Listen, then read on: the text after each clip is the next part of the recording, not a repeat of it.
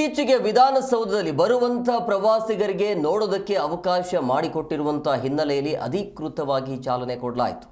So ಬೆಂಗಳೂರಿನ ವಿಧಾನಸೌಧಗೆ guided ಟೂರ್ಗೆ ಚಾಲನೆ ಸಿಕ್ಕಿದೆ. ಪ್ರವಾಸಿಗರು ವಿಧಾನಸೌಧದ ವೀಕ್ಷಣೆ ಮತ್ತು ಸುತ್ತಾಟಕ್ಕೆ ಅವಕಾಶ ಕೊಡಲಾಗಿದೆ.